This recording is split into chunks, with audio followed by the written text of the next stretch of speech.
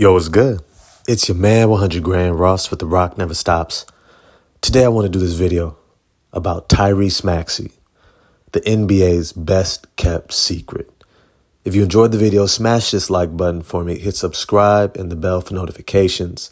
Really appreciate all the love and support, and the likes definitely help with the algorithms. So smash that like button for me. You know, it's interesting to see Tyrese Maxey's star ascending really at the precipice of James Harden's career and star completely falling off the cliff. And it couldn't come at a moment too soon, because we can already hear the rumblings of ESPN pundits starting to clamor over Joel Embiid asking to be traded. Mr. The Process himself. Last year's NBA MVP, who continuously comes up short in the playoffs, who continuously always has someone else to blame, who continuously doesn't show up, meaning is not able to even replicate his own regular season statistics, let alone elevate his game when his team needs him the most in the playoffs. You see, Joel Embiid has always needed a Tyrese Maxey level of star next to him. Look, Joel Embiid is not Shaquille O'Neal. Let's just be 100% about it. He's not even Giannis Antetokounmpo, right? He's not somebody that when things get intense, he's got something inside of him that not just rises to the occasion, but sets the standard in which everyone is going to have to match his energy, his focus, his drive to be great and to will his team to victory. He doesn't have that. And you know what? I'm going to be honest with you. Not every star player needs to have that. But damn it, if they don't, the team has to find somebody who does. And they thought they found it in James Harden. I knew off top. I did a video way back. I'll probably tag it in the description box.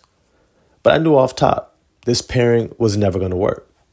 Because both of them, like the Tin Man from The Wizard of Oz, they lack heart. They lack that something inside of them that drives them to compete in the most intense moments. And you know what? One thing I noticed when James Harden first got there is that there was a young man playing alongside of him. He was young.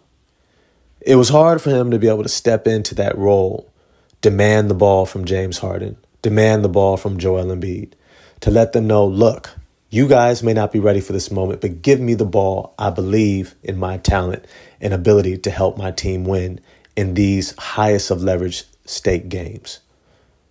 And so you got pretty much ignored. I remember watching the series against the Toronto Raptors, and he continuously was airing his frustration with James Harden, trying to take over the whole time, trying to dominate from his own kind of perimeter-oriented game, which is long past its prime and was proving almost altogether completely ineffective. And when I watched him, I saw somebody who had that fire. And if I'm real with you, that fire reminded me of a young D. Wade. If you watched him in Miami when he had that veteran team around him, he had Lamar Odom, Caron Butler. He showed that even though he knew he was young, he was willing to do everything else to will his team to victories. And eventually they had to submit and acknowledge that this young man was coming, that he was about to be a superstar in this league. And sure enough, he became one, especially once Shaq got there and they made the trade. All of a sudden, Shaq was like, yo, this is my sidekick.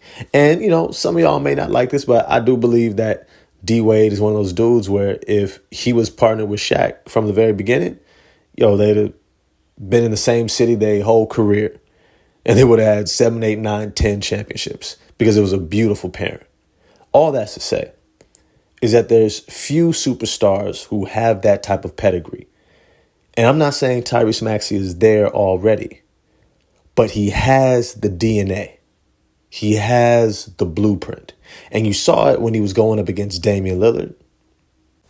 We saw it just tonight when he was going up against the Toronto Raptors.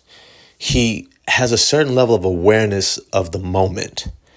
he has this knack for being able to step in and take over games. And here's the thing. Look, there's a lot of guys in the NBA who can score, right? But there's not a lot of guys who understand how to score effectively within their offensive system in a way that makes everyone else better so that they're able to actually maximize their probability to win, right? Contrast the Tyrese Maxey to somebody like Jordan Poole, who helped his team win tonight, right? The Washington Wizards, except he shot 35% from the field. 35% is 100% unacceptable.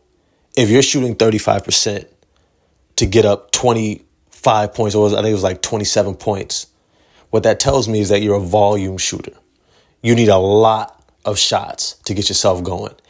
And when it comes to the playoffs, that becomes almost altogether ineffective. But somebody like Tyrese Maxey not only understands the moment, looks forward to the moment, but when he steps into the moment, he doesn't need to hijack an offensive system.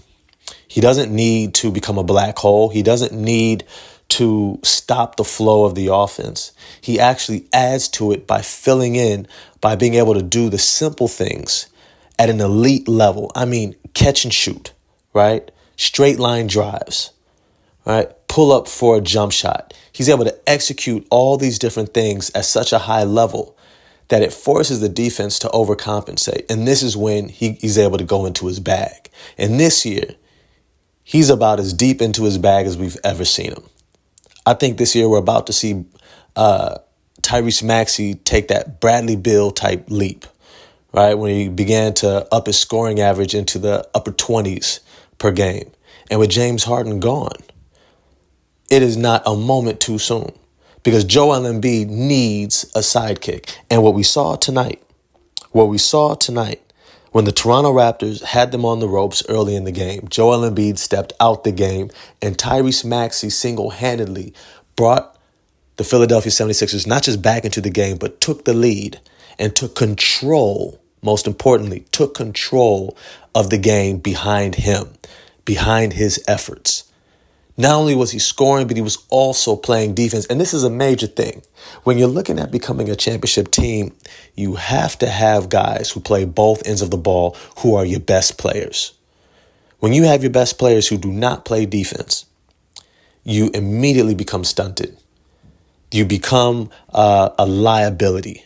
It becomes one of those trade-offs where you're saying, hey, you know what?